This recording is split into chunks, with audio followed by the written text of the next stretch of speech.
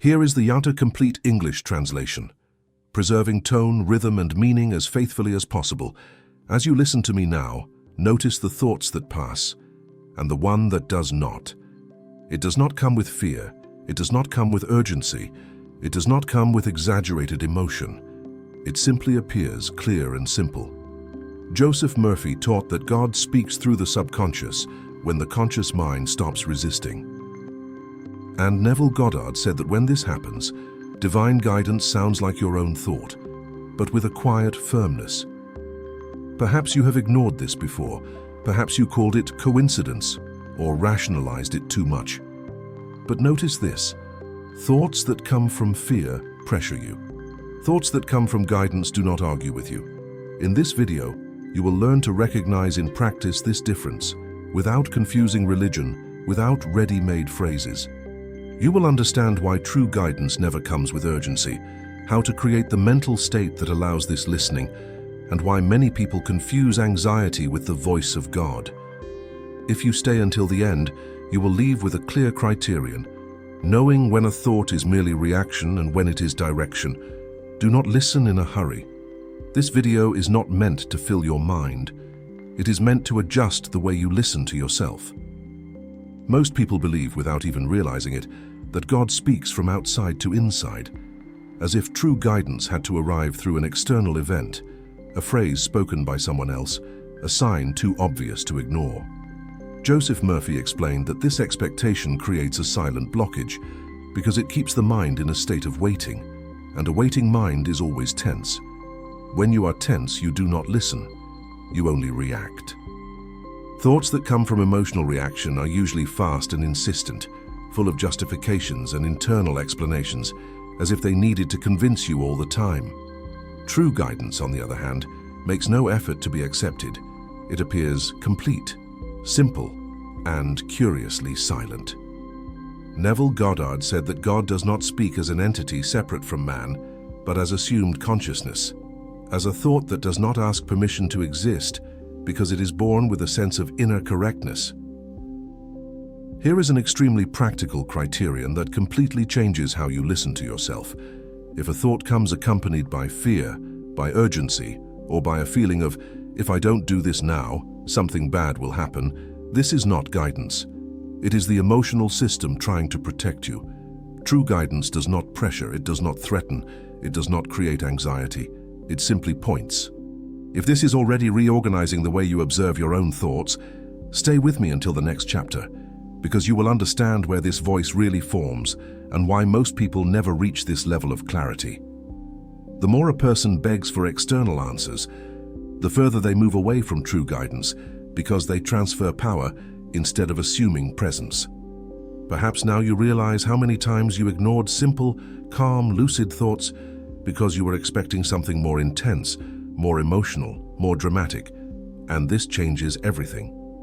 Joseph Murphy was extremely clear in stating that God expresses himself through the subconscious, not through the conscious mind that analyzes, compares, and doubts, but through that deeper level where thought arises without conflict. The subconscious does not debate. It presents. That is why true ideas often arise when you are not trying to solve anything, when the body relaxes and the mind stops fighting itself. Neville Goddard explained that in these moments, imagination is not creating possibilities, but revealing states that already exist in potential. That is why so much guidance appears before sleep, upon waking, or in unexpected moments of silence. When the body leaves the state of alert, access to the subconscious opens naturally, not through spiritual merit, but through the absence of resistance. Here is something few people accept. Prolonged emotional exhaustion blocks inner listening. Not because of a lack of faith, but because the internal system is too busy trying to survive. Guidance requires availability, and availability is not effort. It is inner rest. If, while listening, you feel that something is organizing itself within you, leave a comment with the word presence. This helps other people find this content and strengthens this space of collective listening. True guidance does not compete with noise. It waits for silence. And silence here is not the absence of thought, but the absence of resistance. Neville Goddard taught that God speaks to man through imagination, not chaotic, fanciful, or escapist imagination, but the kind that arises spontaneously, without effort, carrying a strange sense of familiarity. Sometimes guidance does not come as a clear sentence, but as a brief scene, a simple image, or a silent perception that insists on remaining. Joseph Murphy explained that when an idea returns repeatedly with calm, without anxiety, and without urgency, it is because it has already been accepted by the subconscious. The most common mistake is trying to interpret too quickly, turning guidance into analysis and clarity into confusion. Guidance does not demand immediate interpretation, it demands patient observation. There is a very reliable sign here. True images do not accelerate the body, they stabilize it. If an image generates fear, it is not guidance, it is memory, conditioning, or emotional projection. But when it brings a sense of quiet, even without complete answers, it is pointing to a path that has not yet been rationalized, but has already been recognized internally. And in the next chapters, you will learn to definitively distinguish this silent guidance from fear disguised as spirituality, a distinction that changes decisions, relationships, and entire destinies. One of the greatest dangers on the spiritual path is not ignoring true guidance, but obeying fear while believing it is God. Joseph Murphy explained that the subconscious accepts what is repeated with emotion, and when a person lives in alert for too long, fear begins to feel familiar, almost intimate. Over time, it gains a voice. Neville Goddard was extremely clear in stating that God never speaks through threat, guilt, or punishment. These sensations do not guide, they condition. Observe how fear manifests. It always creates negative future scenarios, always demands immediate decisions, and always comes with the feeling of, if you don't do this now, something bad will happen. This kind of thought does not come to guide, it comes to control. True guidance never hijacks your peace to prove that it is right. It does not create urgency, it creates alignment. There is a very clear bodily difference here. Thoughts that come from fear accelerate the body, shorten the breath, and tense the chest or stomach. Thoughts that come from guidance, on the other hand, may carry responsibility, but they also bring a strange sense of stability, as if something were falling into place, even if you do not yet understand the entire path. Many people make mistakes not because of a lack of spirituality, but because of excessive obedience to anxious thoughts that they have learned to respect too much. And perhaps as you hear this now, you begin to recognize how many decisions you made, not out of clarity but out of fear of losing, failing, or disappointing. This realization itself is already a sign of inner maturity.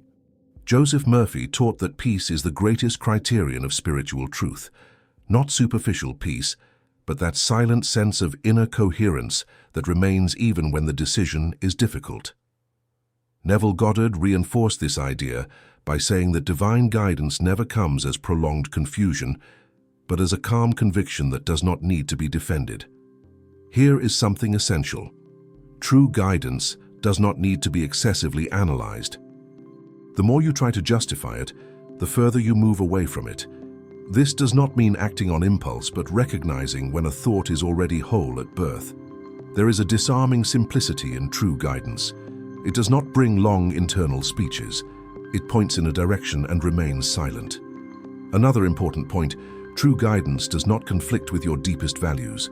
It does not require you to emotionally violate yourself to prove that you are obeying God. It asks for responsibility, but never self-abandonment. Many people confuse emotional excitement with spiritual confirmation, but excitement passes, guidance remains. It returns in the following days, always with the same tone, the same clarity, the same absence of urgency. If you are beginning to notice this difference within yourself, stay until the next chapter, because now you will learn how to consciously create the inner state where this listening becomes natural. This point completely changes your relationship with your own mind. Neville Goddard said that you do not force listening, you assume the state from which listening happens. Joseph Murphy taught that the subconscious responds to states, not to desperate requests. This means that guidance does not appear when you are begging for answers, but when you enter an inner state where the answer becomes unnecessary. Here is something extremely practical. The more you trust your own ability to listen, the less noise the mind produces. Inner listening requires a simple but rare combination: physical relaxation, present attention, and the absence of expectation. It is not forced silence, it is receptivity. A simple exercise Murphy recommended was entering a calm state before sleep and affirming internally that guidance would come at the right moment, without trying to control how. Neville Goddard complemented this by teaching that assuming the state of already guided is more effective than asking for guidance. When you live as someone who is already being guided, the mind begins to organize thoughts differently. Ideas arise with greater clarity, decisions feel lighter, and the feeling of being lost diminishes, not because everything is resolved, but because something within you is aligned. And it is precisely from this state that the inner voice stops being rare and becomes familiar. In the next chapters, this understanding will deepen even further, leading you to recognize when guidance has already been received, even if the external world has not yet changed. One of the most delicate moments in spiritual life is not when you do not receive guidance, but when you already have and still continue to doubt. Joseph Murphy explained that the subconscious responds to what is accepted, not to what is endlessly analyzed. And the more you question a clear guidance, the more strength you give to indecision. Neville Goddard said that doubt does not cancel guidance, but weakens its expression in the external world, because the mind returns to the old state even after touching clarity. Here is something important. True guidance does not disappear when you doubt. It simply moves to the background, waiting for you to stop asking for proof. Many people confuse prudence with constant postponement, but always delaying the next step is a subtle form of resistance. There is a clear sign that guidance has already been received. The thought returns always with the same tone, without accusation, without urgency, without the need for persuasion. Doubt, on the other hand, changes shape all the time, because it is born from the fear of making mistakes. CTA1: Retention plus Conscious Engagement. If you recognize this pattern in yourself, write in the comments, "I trust," not as a promise, but as an inner gesture of alignment. This helps this content reach others who also need to listen. Accepting guidance does not mean knowing the entire path, but being willing to take the next step without inner violence, and that requires spiritual maturity. Neville Goddard said that man does not occasionally listen to God, but lives from the state he calls God. And Joseph Murphy affirmed that a aligned mind is a naturally guided mind. This means that guidance is not a rare event, but a direct consequence of the inner state you sustain daily. When you stop begging for answers and begin living as someone who is already being guided, your relationship with thoughts changes. They become clearer, less noisy, more objective. You quickly begin to recognize which thoughts come from fear and which come from silent conviction. Guidance stops being something mystical and becomes something functional, present in the simple decisions of daily life. Here is the synthesis of everything you have heard. God speaks as clarity, as simplicity, as inner coherence, never as confusion, never as threat, never as urgency. If this video brought real clarity to you, subscribe to the channel and remain in this space. This is not a place for quick answers, but for deep listening and inner maturation. Now, before closing, remain in silence for a few seconds, without asking for anything, without forming thoughts. Just observe what arises. Perhaps you will realize that guidance was never far away. It was simply waiting for you to be present enough to listen.